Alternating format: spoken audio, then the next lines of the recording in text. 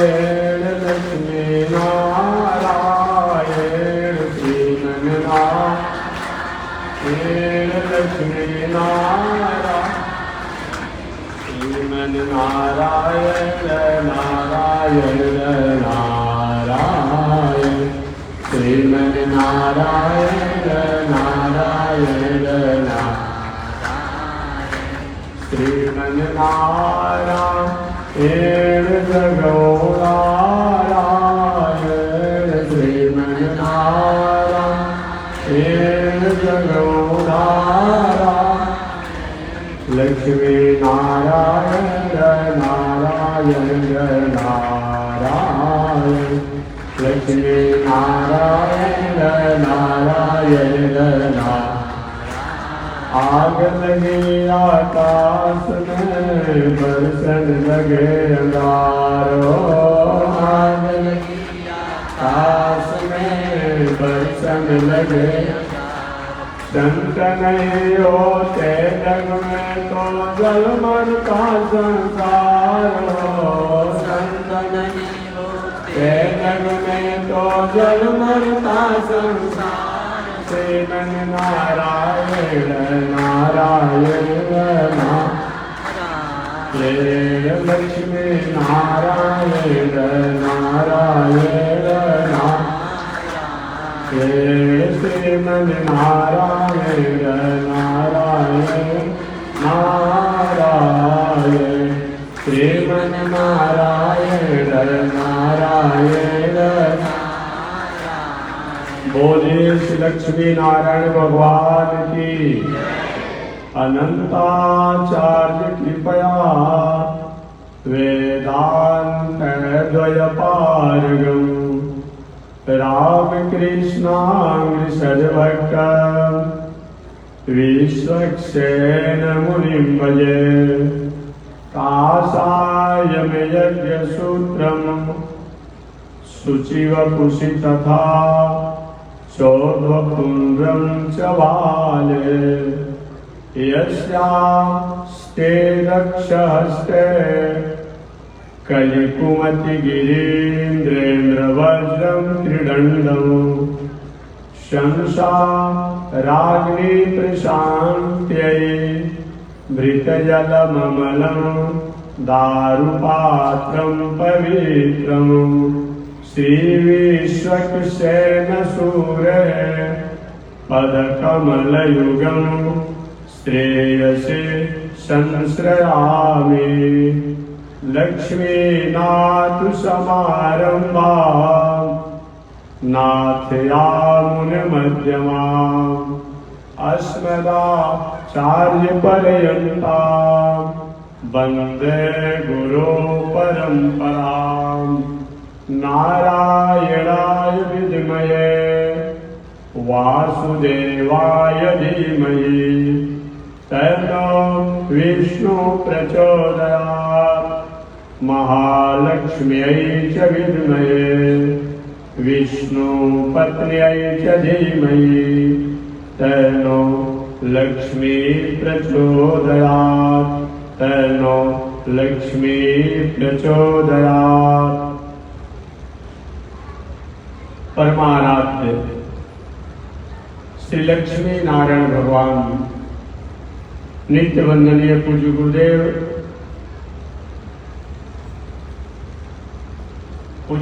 श्री त्रिदंडी स्वामी जी महाराज के जुगल चरणों में कोटि नमन।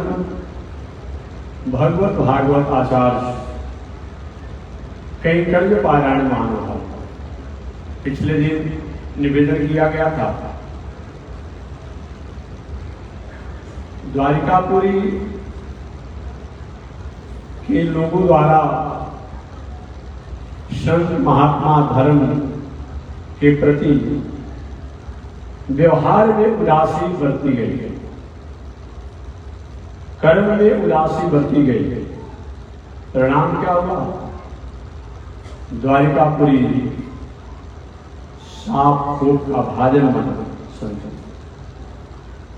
जिन द्वारिकापुरी के लोगों द्वारा संत महात्मा धर्म के प्रति आदर समान सद्भावना प्राप्त होते थे, वही द्वारिकापुरी के कुछ गिने चुने वाल्कों द्वारा संतों का अवहेलना किया गया, अपमान किया गया, मजाक किया गया, हंसी किया गया। भगवान श्री कृष्ण ने पहले अपने परिवार के लोगों से कहा था कि हे प्रिय बंधु बांधव, अगर किसी को आदर करना नहीं जानते हैं तो अपमान मत करो। किसी को देना नहीं जानते हैं, दान करना नहीं जानते हैं तो दान की वस्तु को भोग मत करो। किसी को प्रणाम नहीं करना जानते हो अपमान नहीं मत करो। कहीं धर्म बहुत नहीं भी हो रहा है, लेकिन होने वाले धार्मिक व्यक्ति को बीच में रोड़ा मत बनो। नहीं माने बालक परीक्षा लिए और परीक्षा में संत महात्माओं को उन्होंने मजाक उड़ाया। प्रणाम क्या हुआ?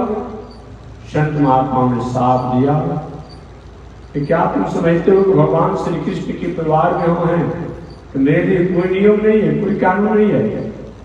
देखिए, जितने बड़े लोग होते हैं उन पर और अधिक कानून लागू होता है, याद रखिएगा। हालांकि सामान्य रूप में तो कहाँ से लोग ऐसा अर्थ उठा लेते हैं, याद कर लेते हैं। लोग देहात में कहते रहते हैं कि समर्थ के नहीं दोष गोसाई। अब यही लोग उदाहरण देता है कि समर्थ के नहीं दोष गोसाई, समर्थी व्यक्ति में दोष नहीं लगता। अजीब सी बात लगती है। क्या सही में ऐसा होता है? हमसे आप एक ये भी 2-4-5% रहना, आज 4 तारीख है, लगभग 17 तारीख तक रहना है। हमसे एक भी समर्थी का नाम आप बता दीजिएगा जिसमें दोष नहीं लगा। एक भी नाम बता दीजिएगा। 5-7 दिन में रहना है, अभी बता दीजिए। मैं आपको बता रहा हूं कि जिसको हम समर्थी मानते हैं किसमें दोष लगा। आप ब्रह्मा जी को समर्थी मानते हैं? ब्रह्मा जी सृष्टि के प्रणेता कहे जाते हैं, बाबा कहे जाते हैं। ब्रह्मा जी में दोष लगा कि नहीं लगा? लगा। ब्रह्मा जी में दोष लगा। ब्रह्मा जी का दोष नहीं का तो परिणाम है।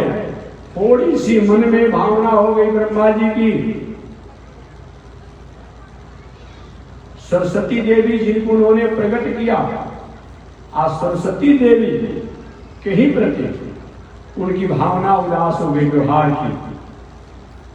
बहुत आप पढ़ लिखे हैं, बहुत कुछ खोल पर बात करना थोड़ा सा अजीब सी लगती है।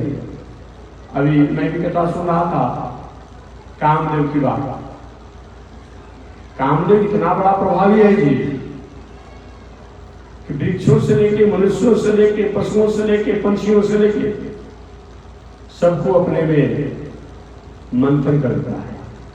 आशा नाभि भूछवरी समय मान मुखाम्बुज पीताम्बरस्रग्री साक्षान मनमथ।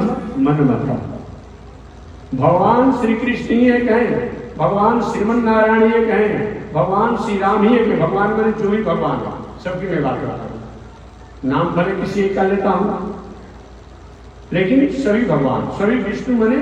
अब जो भी विष्णु हैं सबके बारे में इन पर कामदेव का प्रत्यक्ष प्रभाव नहीं होता है, बाकी तक सभी प्रभाव होते हैं। वह कामदेव चाहे भगवान श्री राम हो, भगवान श्री कृष्ण हो, सबको अपने प्रभाव में प्रभावित करना चाहा, लेकिन मनमथ कामदेव को काम उत्पन्न हो गया, लेकिन भगवान का प्रभाव नहीं पड़ा। बाकी ब्रह्मा जी को आपने देखा, सरस्वती देवी को प्रकट किए और सरस्वती देवी को प्रकट करने के बाद अचानक उनके मन में न जाने कहां से उदासी आ गई व्यवहार में कि सरस्वती से सृष्टि विस्तार के मन में कामना करने लगे। किए नहीं थे, मन में ऐसा संकल्प आया कि कहाँ झंझट में पड़ने जाए, अब सरस्वती द्वारा ही सृष्टि का विस्तार किया जाए। आकर के ऋषियों ने जब ऐसा जाना भावना ब्रह्मा जी का, पिताजी नाक कट जाएगा, कहीं मुंह दिखाने लायक हम नहीं रहेंगे, इस विचार भावना को त्यागिए। वही ब्रह्मा जी लज्जित हुए अपने पुत्रों को बुलाना पर। अब ब्रह्मा जी ने अपने शरीर को पुनः परिवर्तित करके दो भागों बांट दिया, तो ब्रह्मा जी का शरीर मनु और शत्रु का कर दिया। चलिए शंकर जी की बात करते हैं। शंकर जी को हम समर्थी मानते हैं, मानते हैं। शंकर जी में दोष नहीं लगा। ये ब्रह्म कपाल जो कहते हैं, ये तो शंकर जी के दोष ही का तो परिणाम है। जो बद्रिकाश्रम में ब्रह्म कपाल प्राप्त जाकर के पिंडदान करते हैं, ये क्या है? अरे ऐसे भी तक पता है ब्रह्म का कपाल ये कैसे हुआ? एक बार ब्रह्मा जी घूमते घूमते काशी में आ रहे थे विश्वनाथ के पास। सतयुग, त्रेता और द्वापर युग में जो देवता देवी होते थे, मनुष्यों के समान रूप आकार प्रकार में हो करके अपना भाग, अपना अंश अपने तरीका से आते जाते थे। कलयुग में केवल हम मूर्ति के रूप में, भावना के रूप में, भाव के रूप में, लेकिन और युगों में प्रत्यक्ष अपना ये संस्कार करते थे, दिन चल जाता। ब्रह्मा जी आ रहे थे ब्रह्मलोक से काशी विश्वनाथ की स्तुति प्रशस्ति पूजन जजन करने के लिए। चार मुखों से तो ब्रह्मा जी चारों वेदों का उच्चारण, ऋग्वेद, यजुर्वेद, सामवेद, अथर्ववेद। ब्रह्मा जी का पहले 5 सिर था। पहले ब्रह्मा जी का 5 सिर था। काशी में आए 4 सिरों से तो ब्रह्मा जी चारों वेदों का उच्चारण करते, और रास्ते में आ रहे थे उन्होंने गधे की आवाज सुना, और 5वें मुख से वे गधे की आवाज का नकल करने लगे। आए और शंकर जी का स्तुति जब करे तो 4 मुख से 4 वेदों का, 1 मुख से जो है गधे की आवाज। बाबा भूत बाम शंकर महाराज, संस्कृति बिगड़ जाएगी, संस्कार बिगड़ जाएगा, मर्यादा बिगड़ जाएगा, इस आवाज को बंद कीजिए। अजय ही भूत बाउन शंकर जी ने ब्रह्मा जी के जिस मुख से गधे की आवाज आ रही थी बंद किए। अब बंद किए तो ऐसा बंद किए कि ब्रह्मा जी का सिर टूट करके और शंकर जी के हाथ में सट गया। वही ब्रह्म कपाल है। क्या है? ब्रह्म कपाल। अब तो शंकर जी हैरान हुए, अरे हमारे तो ब्रह्म हत्या का दोष लग गया। दुनिया में ब्रह्म हत्या के दोषों को निवारण के लिए घूमने लगे, कहीं भी शांति नहीं मिली। बक्सर में गए, बक्सर में तपस्या साधना की से बक्सर का एक नाम का सिद्धाश्रम है। दुनिया में जितने लोग गिरते हैं भटकते हैं ना, तो बक्सर में जाकर तपस्या साधना करने से सिद्ध हो जाते हैं। विश्वामित्र बाबा के बारे में जानते होंगे, बहुत उतार चढ़ाव विश्वामित्र बाबा के जीवन में आया। लेकिन वही विश्वामित्र बाबा जब बक्सर में गए तो उतार चढ़ाव पर थोड़ा सा संयम हुआ, और विश्वामित्र महामुनि ज्ञानी अवसर विपिन सुबह आश्रम जाना। बक्सर में विश्वामित्र जी विश्वामित्र बन गए। यही भूत बाम शंकर जी बक्सर में गए, तपस्या साधना किए, आकाशवाणी हुआ, आवाज हुआ कि बाबा आप चले जाइए बद्रिकाश्रम, और वहीं आकर ब्रह्म हत्या के दोषों का मार्जन होगा। वही भूत बाम शंकर जी के हाथों में ब्रह्मा का कपाल सटा हुआ। गए बद्रिकाश्रम में, और वहां जाकर के अलकनंदा में स्नान किए तो ब्रह्मा का कपाल जो है, जो सिर जो है, उनका पिंड छोड़ा। जो आज भी लोग बद्रीनारायण भगवान के दर्शन करने जाते हैं, तो बद्रीनारायण भगवान के बगल में जो ब्रह्म कपाल पर जाकर जो पिंड दान करता है वो किसका है? ब्रह्मा जी का ही तो कपाल है।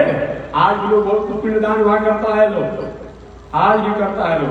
तब शंकर जी का ब्रह्म हत्या के दोष समापन हुआ। तो शंकर जी का दोष लगा कि नहीं लगा? तभी तो ब्रह्म हत्या के दोष के चलते घूमना पड़ा दुनिया में। ब्रह्मा को बताइए दिया। जहां तक विष्णु की बात करेंगे, हालांकि विष्णु तो विष्णु है, फिर उनमें भी दोष लगा। विष्णु की मैं बात कर रहा हूं। आप 3 को बड़ा मानते हैं, ब्रह्मा विष्णु महेश कहते हैं ना। तो ब्रह्मा जी की बात बता दिया, शंकर जी की बात बता दिया, विष्णु की बात करते हैं। हमारी माताएं गीत गाती है, सब करती भी रहती है। आपने भी नाम जाना होगा कि एक जमाने में बहुत बड़ा प्रभावशाली प्रतापी राक्षस था जिसका नाम था जलंधर। क्या नाम था? जलंधर राक्षस नाम था। बहुत बड़ा प्रभावी था जी, देवताओं के दांत खट्टा कर दिया था। राक्षस था, राक्षसी वृत्ति में रहता था, असुरी वृत्ति में रहता था, लेकिन उसकी पत्नी बहुत बड़ा साध्वी थी जिसका नाम था वृंदा। पातिव्रत धर्म के कारण वृंदा के जलंधर राक्षस का तेज ओज और बढ़ गया था। सारे देवता लोग विष्णु भगवान के पास में, प्रभु हम जीते जी मर रहे हैं, मेरा कोई निराकरण किया जाए, समाधान किया जाए, न था मेरे जीवन जीने का कोई मतलब नहीं होता। भगवान ने क्या करना चाहिए कि हमारे पास सब युद्ध कीजिए। कहते कि भाई मैं युद्ध नहीं कर सकता हूं, क्योंकि जलंधर राक्षस तो राक्षस है, राक्षसी वृत्ति भी है, लेकिन इसकी पत्नी इतना पति परायणा है, मर्यादा में रहने वाली है, धर्म में रहने वाली है, इसके कारण इसके पति को मैं छू नहीं सकता। महाराज तो कोई तो उपाय कर दीजिए, कोई उपाय कीजिए। अच्छा मैं सोचता हूं।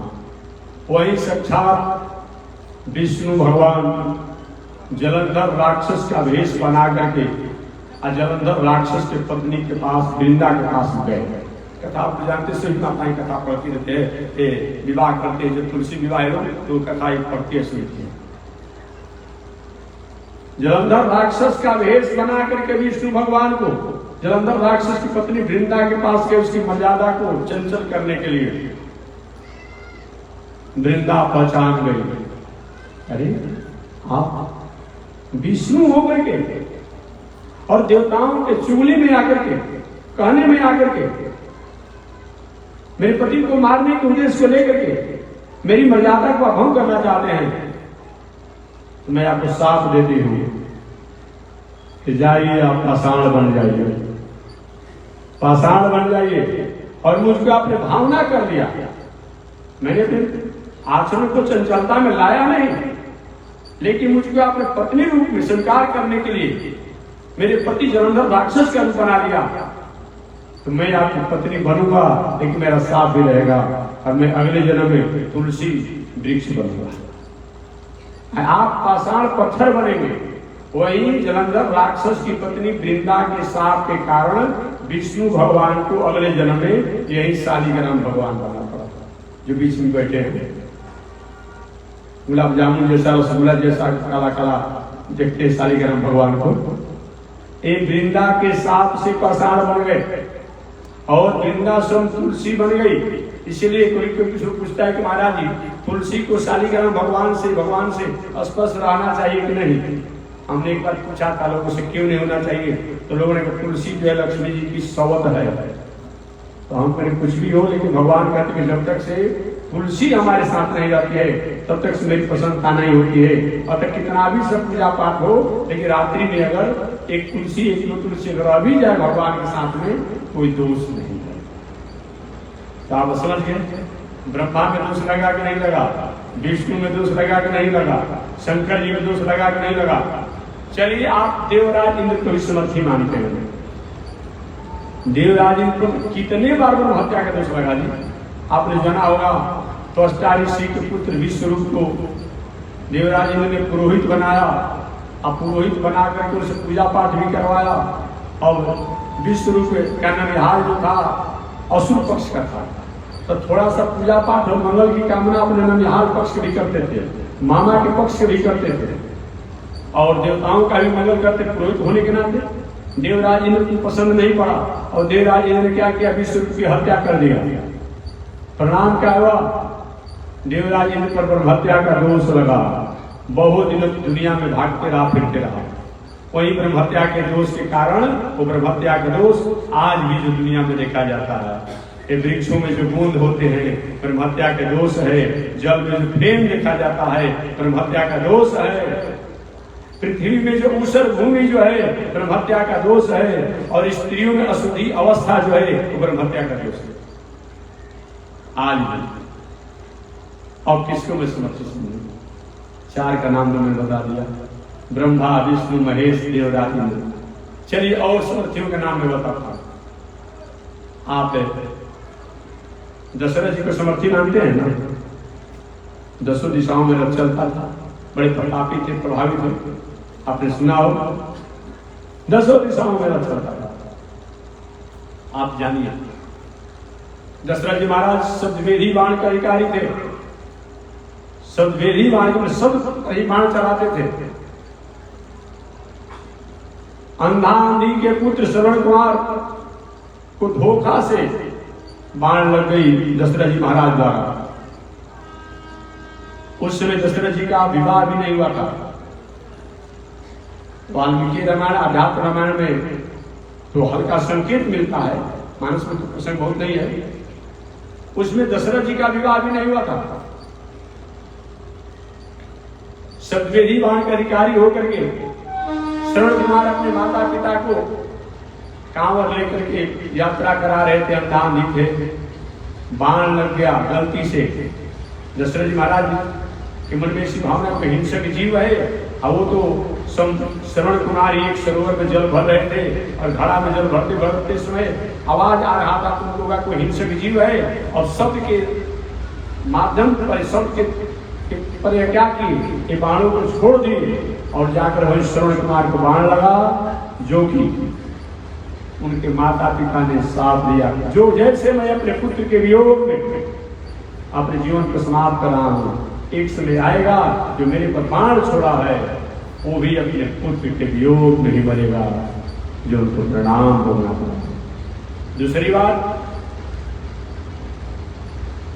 एक हमारा भारतवर्ष का पूरा विश्व भी उस समय 2 गुटों में था। एक गुट के मालिक दशरथ जी थे और एक गुट के मालिक विजयराज जनक जी थे। विजयराज जनक जी थे, दोनों में 36 का आंकड़ा था।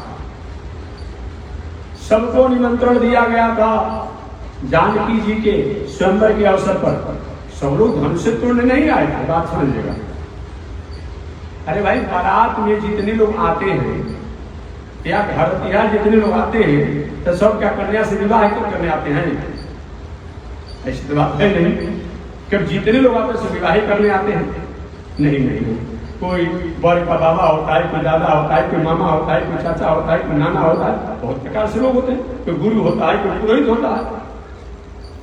तो कोई जरूरी नहीं है कि जितने लोग पहुंचे सब वहां पर वो सब विवाह करने के लिए गए थे जनकपुर में। नहीं, ऐसा अगर बात होता तो विश्वामित्र बाबा जब भगवान श्री राम से कहे, हे रघुनंदन, एक जग तो यहाँ पूरा हो गया मेरा, एक जग जो है समस्या के रूप में बना हुआ है धनुष जग, वहां मेरा निमंत्रण है, मेरा चेला बनकर आप लोग चलिए। लेकिन विश्वामित्र गांव विवाह करने गए थे? नहीं, विश्वामित्र विवाह करने नहीं गए थे, वो जग में इन्वाइट थे। स्वयंवर तो था ही, तो कुछ लोग जग देखने गए थे धनुष जग को, कैसे हो रहा है, कैसे कैसे वीर आ रहे हैं, किस तरह धनुष टूटेगा। भाई इतना पुराना धनुष है, शिव धनुष है, इसलिए मिल गए। किसी भी प्रकार से दशरथ जी महाराज को वहां निमंत्रण नहीं था। आप कहीं पढ़े होंगे, आप पढ़ेंगे तो हमको बताइएगा कि दशरथ जी महाराज को जनक जी ने निमंत्रण दिया था? नहीं दिया। क्यों नहीं दिया था? यही अंधांधी के पुत्र श्रवण कुमार को बाण लगने के कारण इनको छांट दिया गया था कि भाई जब आपको शब्दवेदी बाण का अधिकार ही नहीं था तो आपने शब्दवेदी बाण छोड़ा क्यों? इसीलिए को छांट दिया गया था। और आपने पढ़ा होगा राम के करवर चिट्ठी, जब धनुष टूट गया तो जनकपुर से दूत चिट्ठी लेकर के आया। हाँ, भगवान श्री राम द्वारा लिखा हुआ राम के करवर चिट्ठी, हाथ से लिखा हुआ चिट्ठी आया। जे भी हमारे दशरथ जी महाराज पढ़े, कहीं जात नहीं खट्टी और मीठी। चिट्ठी खट्टा मीठा होता है जी, तो खट्टा 2 बात का है। जिस धनुष को रावण और बाणासुर नहीं तोड़ पाया, जिस धनुष को रावण और बाणासुर नहीं तोड़ पाया और बड़े बड़े वीर नहीं तोड़ पाए, उस धनुष को दशरथ जी कहते मेरा पुत्र राम तोड़ दिया। तो एक कठिन जो समस्या था ये तो खट्टा था। दूसरा, जो हमको छांटा गया था उजात के रूप में, निमंत्रण नहीं था, अब उसी का बेटा जो जनक जी का दामाद बन गया, तो छांटा गया तो खाटा बात है, और जो दामाद बन गया तो मीठा बात है। राम के करवर चिट्ठी कहीं जात नहीं खट्टी और मीठी। अब मैं निवेदन करना चाहता हूं, दशरथ जी महाराज पर भी दोष लगा। विजयराज जनक जी की बात करें, विजयराज जनक जो राजा निमि, उसको वहां के राजा पहले के निमि के नाम से जाने जाते हैं। यहाँ भी निमि और नवजोशों का संवाद है भागवत में। निमि जी कथा आपने सुना होगा कभी। एक बार राजा निमि ने विचार किया था कि जीवन की कोई भरोसा नहीं है। आयुषम जलोल बिंदु चपलम फेनोपमम जीवनम धर्मम जो न करोति निंदितमति। हमारी आपकी आयु जल चंचल बुलबुले की समान है, इसका कोई पता नहीं है, अभी है कब समाप्त हो जाएगा। जैसे जल में बुलबुला होता है, वो आकाश से वृष्टि होती है जल में, तब बुलबुला निकलता है, उसी समय के बाद फूट जाता है। आयुषम जलोल बिंदु चपलम फेनोपमम जीवनम, हमारी आपकी आयु है चंचल बुलबुले के समान है और गाज के समान ये हमारा आपका दिनचर्या है। अतः धर्मम जो न करोति निंदितमति, ये जान करके जो निंदितमति धर्म को नहीं करता है, पश्चाताप, वही अंत में पश्चाताप करता है, अफसोस करता है कि मैंने जीवन में कुछ नहीं किया, मैंने कुछ नहीं किया जीवन में, यही बताया गया है। तो मैं निवेदन करना चाह रहा था कि राजा निमि ने एक जग के आयोजन किए और जग के आयोजन में सोचे कि सुबह से शीघ्र शुभ होना चाहिए। उन्होंने वशिष्ठ ऋषि को आमंत्रित किया, गुरु जी आप मेरे जग के आचार्य बनकर के जग करा देते तो अच्छा होता। वशिष्ठ जी ने कहा कभी मैं दूसरे जगह जा रहा हूं जग करने के लिए, वहां से लौट करके आऊंगा तो आपका जग करा दूंगा, आपका जग में पूरा कर दूंगा। चले गए। राजा ने भी हाँ भी नहीं कहा, ना भी नहीं कहा, हाँ और ना दोनों कुछ नहीं कहा। चले गए वशिष्ठ ऋषि दूसरे का यज्ञ कराने के लिए। इधर राजा ने विचार किया कि हो सकता है वशिष्ठ ऋषि के आने में देर हो जाए, तो क्यों न दूसरे आचार्य को बुला करके हम जब प्रारंभ कर दें। राजा ने भी को भी जवाब दे देना चाहते, गुरु जी हम दूसरे को बुला कर लेंगे, गलती थोड़ी सी थी। और वशिष्ठ ऋषि को भी थोड़ी सी गलती थी, कह देना चाहता था कि भाई आप दूसरे विद्वान को बुलाकर करा लीजिए। दोनों थोड़ा सा असमंजस में रह गया। राजा ने भी दूसरे विद्वान को बुलाकर जग शुरू करा दिया। ऐसे वशिष्ठ जी समझे कि हमको ही यही जग करना है, वहां से जग पूरा करके लौट करके आए थे कि यहाँ तक जग शुरू हो गया है। कहे कि विजयराज निमि, तुमको अपने राजा होने का अहंकार है, मैं राजा हूं, मैं तुम्हें साफ देता हूं, तुम्हारा शरीर का नाश हो जाए। राजा ने भी हैरान हो गए, अरे कितने जन्मों के बाद हमारा शरीर मिला हुआ है धर्म करने के लिए, सत्कर्म करने के लिए, ऐसे साफ दे दिए। ये प्रथम बार के इतिहास में ऐसा होता है कि जजमान और पुरोहित दोनों एक दूसरे को साफ दे रहे हैं। कभी पुरोहित साफ दे देते हैं, गुरु जी साफ दे दिए, एक जजमान सुनते रह गया, लेकिन यहाँ पुरोहित भी साफ दे रहे हैं तो जजमान भी साफ दे रहा है। जब वशिष्ठ ऋषि श्राप दे दिए ना राजा निमि को, तो वो भी कहा कि महाराज मैं आपको भी साफ दूंगा। अरे हमारी छोटी सी गलती है, इस गलती की चलती इतना आप नाराज हो गए। तो राजा निमि कह जाइए तो हमारा ही शरीर का पाप नहीं होगा, आपका भी शरीर का पाप हो जाएगा, विनाश हो जाएगा। वही राजा निमि के साप के कारण एक जन्म में वशिष्ठ ऋषि ब्रह्मा जी के पुत्र हैं, और वही साप के कारण जजमान राजा निमि के साप के कारण वशिष्ठ जी को दूसरा बार जन्म लेना पड़ा, जो मित्र और वरुण के पुत्र भी कहे जाते हैं। वशिष्ठ जी और अगस्त ऋषि दोनों भाई हैं, मित्र वरुण के पुत्र के रूप में। राजा निमि को भी हुआ कि मेरा देह का पाप हो रहा। आगे देवताओं ने कहा कि भाई आपके पुण्य बहुत है, आपको जो मांगना है सो मांग ले, अब तो शरीर का विनाश होना है। तब राजा निमि ने कहा कि मेरी इच्छा यही है कि मैं प्रजा के दुनिया के पलकों पर मेरा डेरा हो जाए। वही राजा ने कहा कि हमें अब जन्म नहीं लेना है। वही राजा निमि जो है, हम जितने मनुष्य हैं जो पलक गिरता है और उठता है, ये राजा निमि का निवास बताया गया है। राजा निमि का निवास बताया गया है, वही राजा निमि एप्पल को पर निवास करते हैं। तो मैं निवेदन किया, दशरथ जी में दोष लगा, राजा निमि को बहुत बड़ा मानते समर्थी दोष लगा। और की बात छोड़िए, राम में दोष लगा कि नहीं, कृष्ण में दोष लगा कि नहीं। राम जी भी जानते हैं, जब लंकापुरी से लौट करके आए, राजकाज की व्यवस्था को संभाल रहे थे भगवान श्री राम, तो कुछ विद्वानों ने, कुछ संतों ने, कुछ ऋषियों ने मिलकर के एक लोकापवाद फैलाया। कुछ जनता प्रजा ने मिलकर के लोकापवाद फैलाया। भले राम जी भगवान के अंश हो, भगवान के अवतार हो, लेकिन वो ऋषि पुत्र था रावण, उसका हत्या इन्होंने किया है, इन पर ब्रह्म हत्या का दोष लगेगा।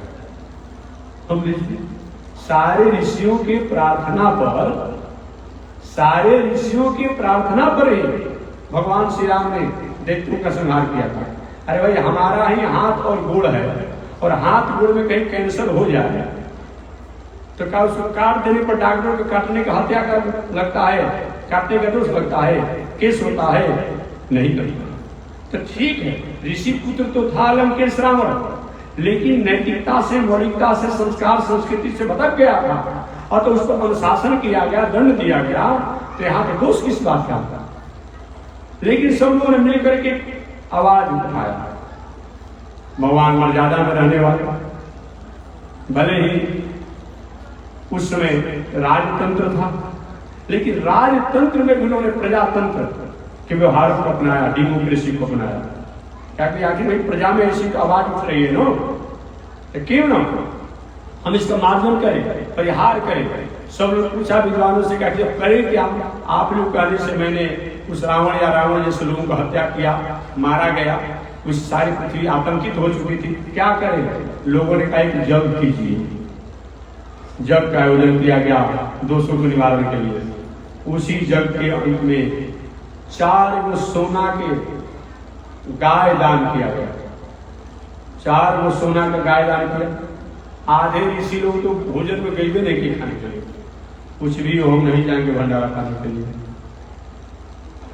तो 3 और 13 छोड़ करके 3 ऋषि में गर्ग गौतम शामिल आते हैं, और 13 और ऋषि लोग आते हैं। ये लोग को छोड़ करके आज जितने ऋषि लोग थे नहीं गए खाने खाने, हम विरोध करते हैं। तो दोष हुआ नहीं हुआ, ठीक है चलिए। 3-13 आए प्रसाद पाने के लिए जग में। तो 13 ने कहा कि देखिए भाई, प्रसाद पाने तो आगे जग का, लेकिन दक्षिणा उक्षिणा नहीं लेंगे आपका, ये प्राचित का दक्षिणा है। आज भाई श्राद्ध पिंड दान का सब जो दक्षिणा होता है वो दूसरे में होता है, भले उसको लेना है, लेता ही है। लेकिन देखिए, ऐसे किसी के तिलक में, विवाह में, सत्यनारायण कथा में जाइए ना, प्रसाद खाने से लेकर समय आनंद आता है। लेकिन कहीं किसी प्रकार के श्राद्ध वाद में जाइए कि ना, भले सब कुछ रहता है, व्यंजन वही रहता है, लेकिन भीतर से के थोड़ी सी सेंटिमेंटल भावना दे श्राद्ध में खाते हैं, स्वाद भी होता है भोजन में, मन से भीतर से भावना आ रही है। देख लीजिएगा क्रिटिकल। और वह भाई, हम भले जग का प्रसाद पा ले, लेकिन दान नहीं लेंगे, तो 13 लोग अलग हट गए।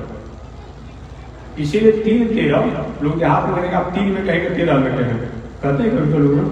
तो 13 लोग जो ऋषि है वो भी कोनो जात पात कुल खानदान में छोटे नहीं है। भगवान श्री राम के जग में गए, प्रसाद तो पाए, लेकिन दक्षिणा नहीं लिए, इसीलिए बहुत बड़ा आदर नहीं हुआ। 3 लोग ना भाई, हम तो भाई वचन दिए हैं। तो गर्ग गौतम सांडी 3 लोग हैं। अब 3 लोग रह जानते हैं, 4 को सोना की गाय दान दिए भगवान श्री राम।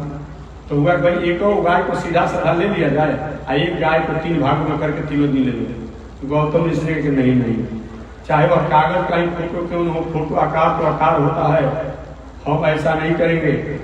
गर्ग ऋषि और सांडिल ऋषि, आप ही लोग 2-2 गाय ले लीजिए, हम नहीं लेंगे।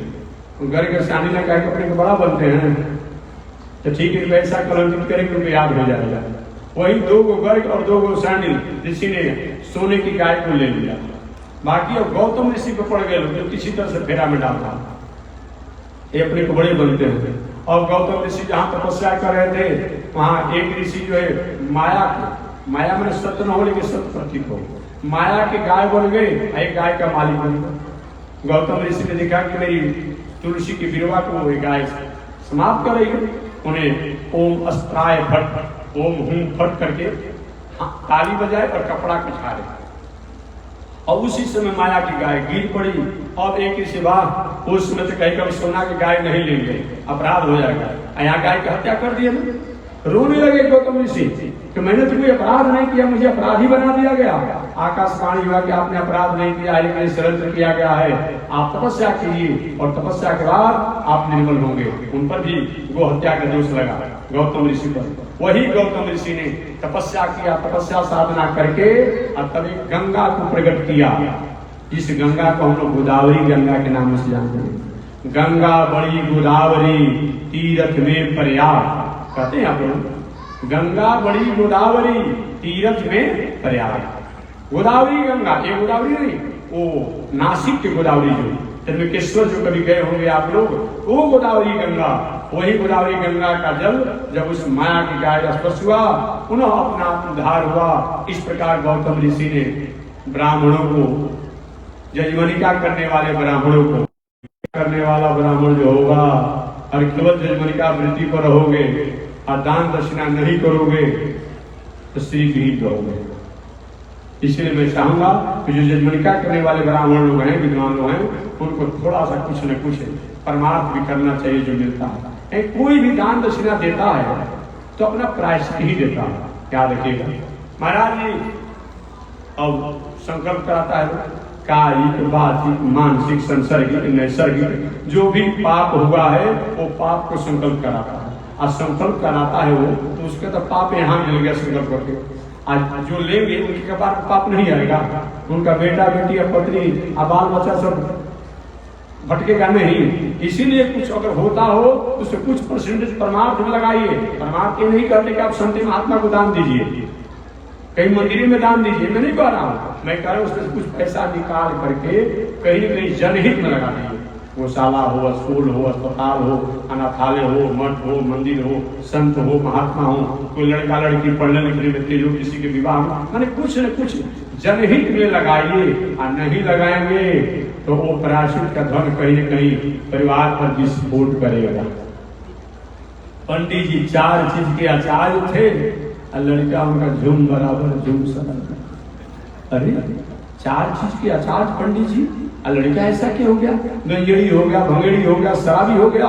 वही प्रायश्चित जो संकल्प लिए थे, कुछ इधर उधर नहीं दान पुण्य किया गया, वही उनके परिवार पे आ गया। इसीलिए एक ही समर्थी हमको बता दीजिए कि कौन आपको लोग रहा है। मैं कृष्ण का नाम बता दिया, भगवान राम के बारे में बता दिया, कृष्ण के बारे में बताता हूँ। समंतक मणि नहीं चोरी किए थे, बात सुनिए, समंतक मणि को चोरी नहीं किए थे, कथा भी मैंने बताया था। और समंतक मणि का चोरी का कलंक लग गया भगवान श्री कृष्ण पर, जो सत्राजित के प्रसिद्ध कथा आप सुने होंगे। और भगवान श्री कृष्ण गए गर्गाचार्य के पास, गुरु जी ये हमारे पर कलंक क्यों लग रहा है बार बार?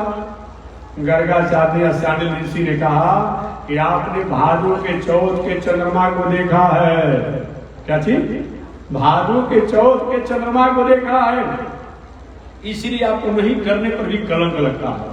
तो समझिए कि भगवान श्री कृष्ण को भी भादों के चौथ के चंद्रमा को देखने से कलंक लग गया, तो दोष हो ही न गया। तो कौन ऐसा है? और बात बता देना, और मैं निवेदन करूंगा। भगवान श्री कृष्ण ने वत्सासुर का वध किया, जो बछड़ा का रूप बना करके, और भी दैत्यों का वध किया। परिणाम क्या हुआ? परिणाम भगवान श्री कृष्ण को उस घटना के लिए जगन्नाथपुरी का मंदिर आपने देखा होगा, जगन्नाथ भगवान का। जगन्नाथ भगवान के मंदिर में हाथ गोड़ जो है ऊंट है। बताना चाहते हैं कि भले वह राक्षस था, लेकिन वध किया गया, उसका प्रणाम भी हमें इस रूप में है। तो जगन्नाथ भगवान के मंदिर में आपने बलराम जी का मूर्ति भी देखा होगा, वो भी पूरा हाथ नहीं है, पूरा गोड़ नहीं है। कृष्ण भगवान का भी आपने देखा होगा, बलराम का भी देखा होगा, जगन्नाथ का भी देखा। और सुभद्रा जी, तो सुभद्रा जी माने वहां पर, वो सुभद्रा कौन है? उनकी बहन नहीं है सुभद्रा होगा। कुछ लोग सुभद्रा माने बहन वहां मानते हैं, वो सुभद्रा जी बहन नहीं है। वो लक्ष्मी जी रुक्मिणी जी हैं, सुभद्रा माने सुंदर कल्याण करने वाली जो है, उनका नाम क्या है? सुभद्रा है। सुभद्रा प्राणनाथाय जगन्नाथाय मंगलम। क्योंकि पूजा पाठ इत्यादि में एक बहन साथ में नहीं रहती है। एक तो ऐसा उत्सव महोत्सव आता है जो बहन भाई के साथ रहती है, बाकी हर पूजा पाठ में पत्नी ही साथ रहती है, याद रखिएगा। तो हाँ, सुभद्रा जो है वो लक्ष्मी जी का सूचक है, रुक्मिणी जी का सूचक है, न कि सुभद्रा माने भगवान श्री कृष्ण की बहन का सूचक है। तो बताइए इससे और समर्थी किसको माना जाए? राम हो, कृष्ण हो। अरे और बात छोड़िए ना जी, बामन भगवान ठीक है, दैत्यराज बलि से सब कुछ ले लिए ना, लेकिन दैत्यराज बलि की पत्नी विंध्यावली ने कहा महाराज एक केवल दान देने वाले का नियम लागू होता है कि लेने वाले के लिए? आप जब जानते थे कि हम नापने लगेंगे तो दुइये डेग में सब कुछ नाप लेंगे, तो आपने 3 डेग काहे नापा? 3 डेग क्यों मांगा आपने? तब तो गलती हो गई। लेकिन नहीं, दुनिया के लोग जानना चाहिए। तो नीत द्वार नित बलि के द्वारे बामन रूप खड़े। विंध्यावली का महाराज आपको इसी रूप में आकर के और हमारे पताल रूप में वहां पर पहरा देना पड़ेगा। कौन इससे अलग रहा? बताइए, कोई अलग नहीं रहा। इसलिए समर्थ के नहीं दोष गुसाई, एक प्रसंग जो है, क्या समर्थी में दोष नहीं लगता है? अर्थात समर्थी में जैसा दोष लगता है और साधारण व्यक्ति में दोष नहीं लगता है। याद रखिएगा। सफेद कुर्ता पहने हैं आप, थोड़ा सा कालिख लग जाएगा, सैकड़ों लोग मिल जाएंगे पूछने वाले कहाँ कालिख लग गया। कोयलवरी में काम करने वाला, कोयला में काम करने वाला, पूरा शरीर में कालिख लगता है, एक भी व्यक्ति पूछेगा नहीं कहाँ कालिख लगा है, क्योंकि लोग जानते हैं कि तो कोयलवरी में काम ही करता है।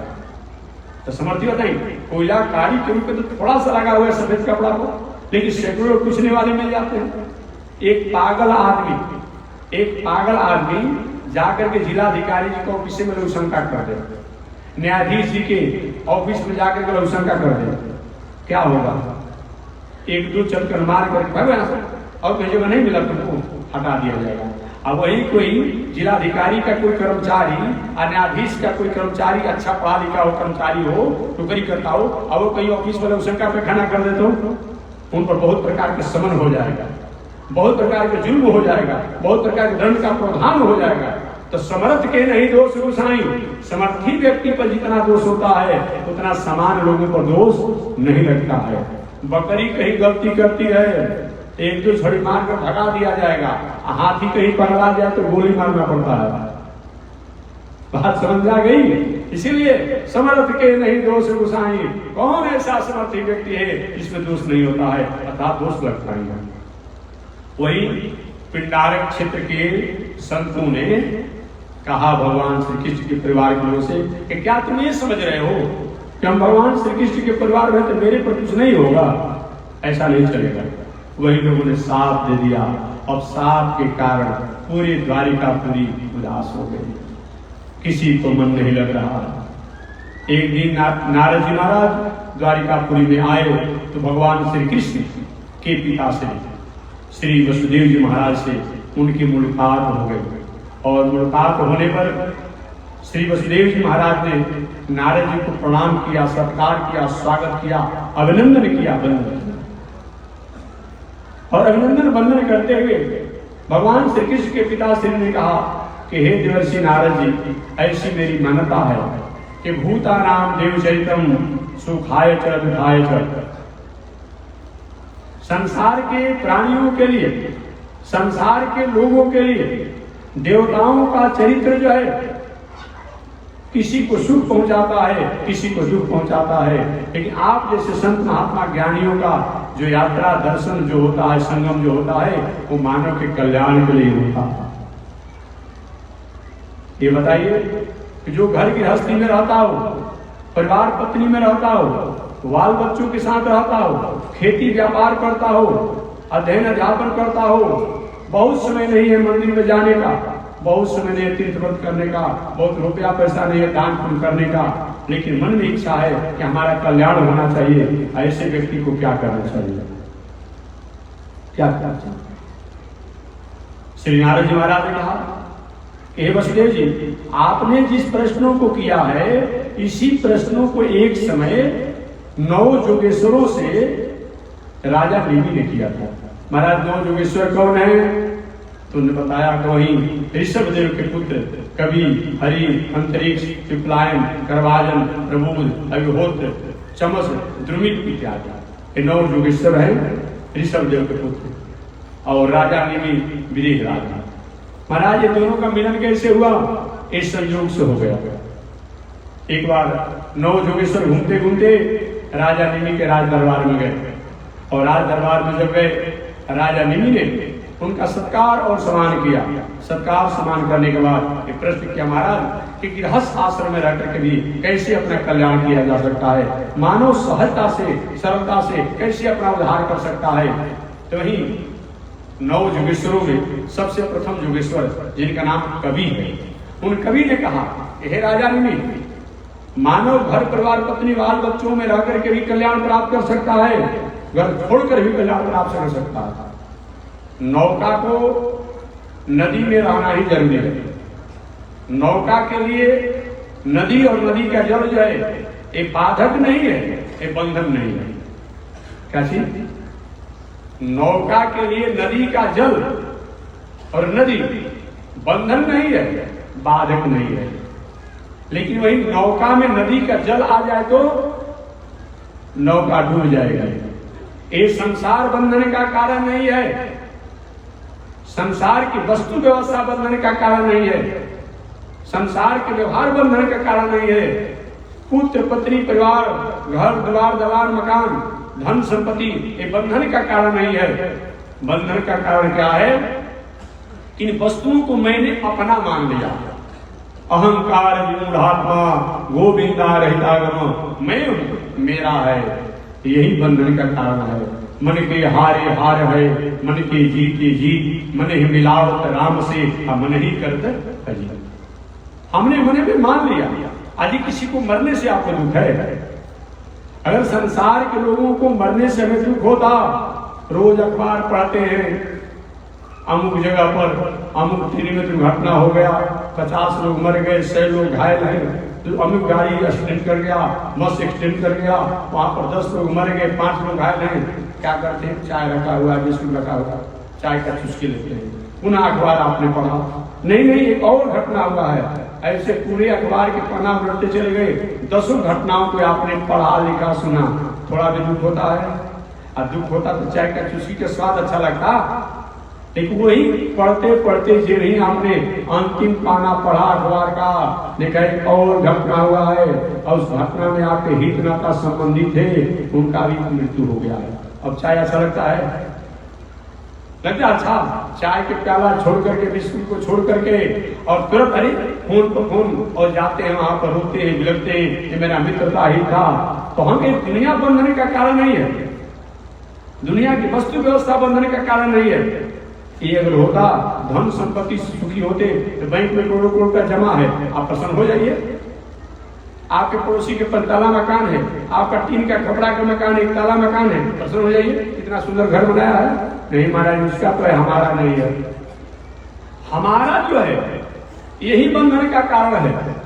तो मन के हारे हार है, मन के जीते जीत, मन ही मिलावत राम से, मन ही करत जीत। एक है एक नदी जो है और जल जो है ये नौका के लिए बाधक नहीं है, बंधन नहीं है, समस्या नहीं है। क्योंकि नौका को नदी से बाहर कर दिया जाए, नौका का अस्तित्व नहीं रहेगा, नौका टूट जाएगी, फूट जाएगी, बिगड़ जाएगी। लेकिन नौका में जल अगर घुस जाए तो नौका डूब जाएगी।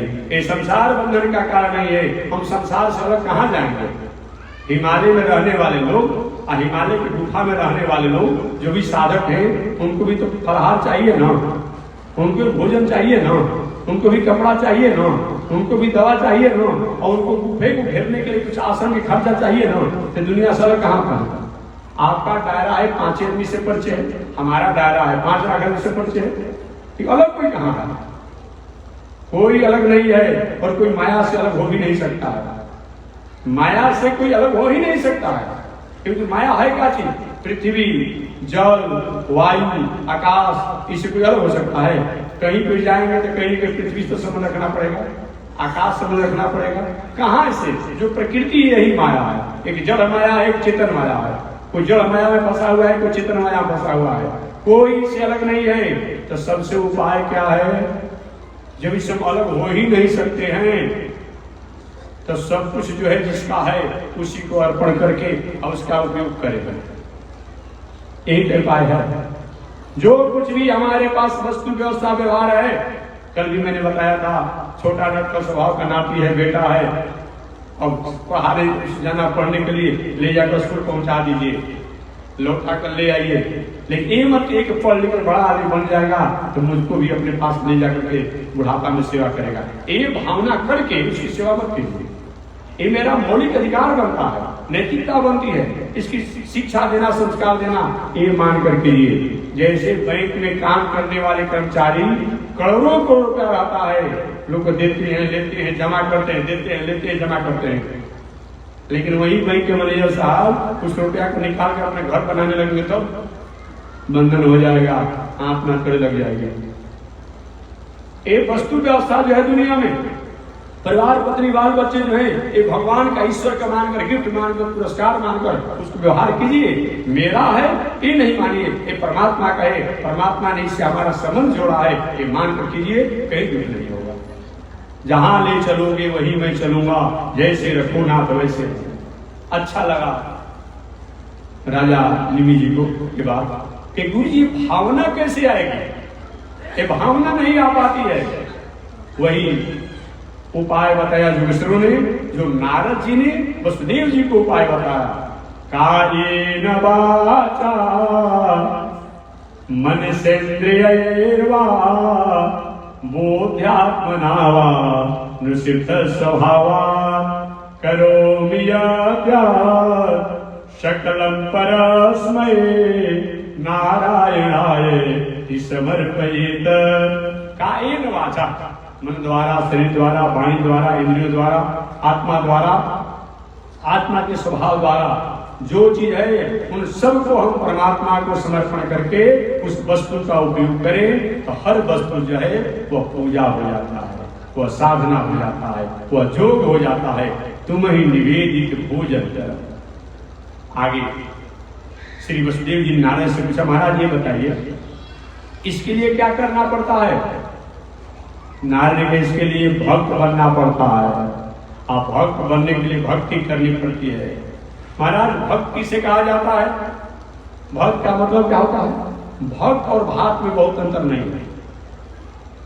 भात देखे सुने भी हो, कभी कोई पकाया भी हो चावल को। भात कब कहलाता है? जब सिद्ध होने के बाद हाथों से मल दीजिए, मसल दीजिए और उसकी अपनी सत्ता नहीं रह जाता। अर्थात हमारा जीवन की संस्कृति जो है, जीवन की मौलिकता जो है, जीवन की दिनचर्या जो है, सतपथ पर सन्मार्ग में ऐसा प्रवृत्त हो जाए, ऐसा प्रवृत्त हो जाए कि हमारे स्वरूप में, हमारे जीवन में किसी प्रकार की त्रुटियां और खामियां जो हो वो हमेशा हमेशा के लिए दूर हो जाए तो सही में हम भक्त हैं। ये नहीं कि उम्र जाए जगदीश हरे ये भी करते रहे, आप उपद्रव में होता रहे दिनचर्या। ऐसा नहीं चलेगा, ऐसा नहीं चलेगा। आगे पूछा श्री वसुदेव जी महाराज भक्त कितने प्रकार के होते हैं? तो नारद के भक्त 4 प्रकार के होते हैं। उत्तम, मध्यम, साधारण और एक और होता है first class, second class, third class, एक और। तो फर्स्ट क्लास के भक्त कौन है? सबसे उत्तम जिसको कहते हैं पूरी दुनिया में। फर्स्ट क्लास के भक्त पूरी दुनिया में परमात्मा की सत्ता मान करके, मंदिर में भी उतनी ही उसकी सत्ता अनुभव होती है और मंदिर से बाहर वैसे ही मानता है। सिया राम में सब जग ज्ञानी करम प्रणाम जोर जुग पाना। समस्त प्राणियों में, समस्त वस्तुओं में वो ईश्वर की सत्ता मान करके कहीं भी अनिति नहीं करता है, कहीं भी अन्याय नहीं करता है, कहीं पाप नहीं करता है। वो फर्स्ट क्लास का भक्त है। मंदिर में गया जैसे, मंदिर से बाहर गया जैसे, हर परिस्थिति में एक फर्स्ट क्लास का भक्त है। दूसरा सेकंड क्लास का, भगवान से प्रेम करना, भगवान के भक्तों से मैत्री करना, नास्तिक व्यक्ति के बातों पर ध्यान नहीं देना, नास्तिक व्यक्ति के बातों पर ध्यान नहीं देना और जो अज्ञानी व्यक्ति है उनको समझा बुझा करके अच्छे कर्मों में लगाना। उन्हें एक बार याद रखना, भगवान से प्रेम करना, भगवान के भक्तों से मैत्री करना, अज्ञानी व्यक्ति को समझा बुझा करके अच्छे कर्मों में लगाना, मार्ग में लगाना, और नास्तिक व्यक्ति के बातों पर ध्यान नहीं देना। अब आप यहाँ कथा सुनने आ रहे हैं, कोई रास्ता में भेटा गया नास्तिक, अच्छा वो कुलवा भक्ति कर रहे हैं, वो तो चाहता था कि मैं नहीं जाता तो भी मत जाएंगे।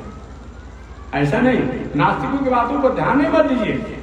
ये सेकंड क्लास के भक्त हैं, भगवान से प्रेम करते हैं, भगवान के भक्तों से मैत्री करते हैं, नास्तिकों के बातों पर ध्यान नहीं देते हैं, और ज्ञानी व्यक्ति को समझा बुझाकर अच्छे मार्गों पर लगाते हैं। ये सेकंड क्लास के भक्त हैं।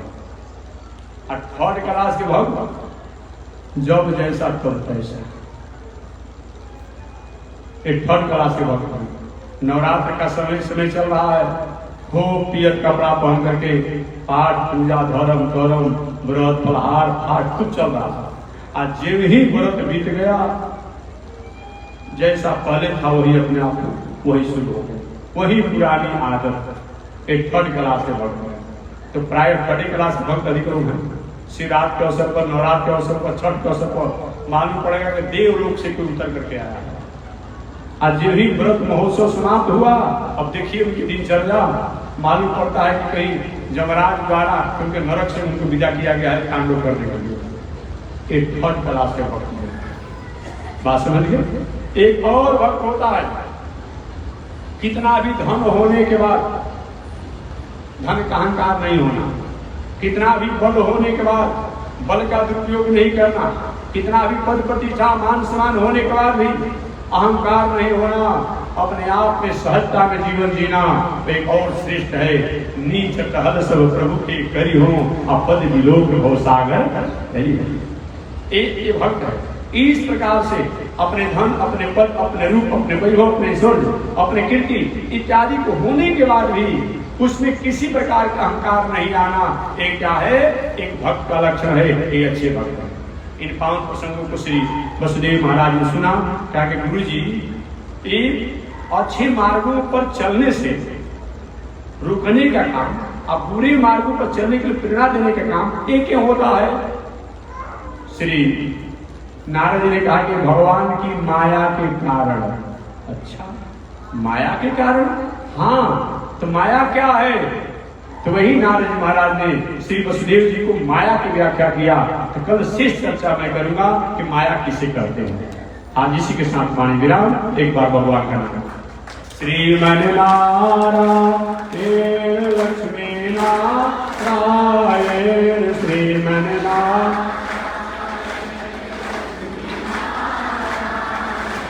श्रीमन नारायण नारायण नारायण, श्रीमन नारायण नारायण नारायण। बोलिए श्री लक्ष्मी नारायण भगवान की हरि ओम। शांति शांति शांति।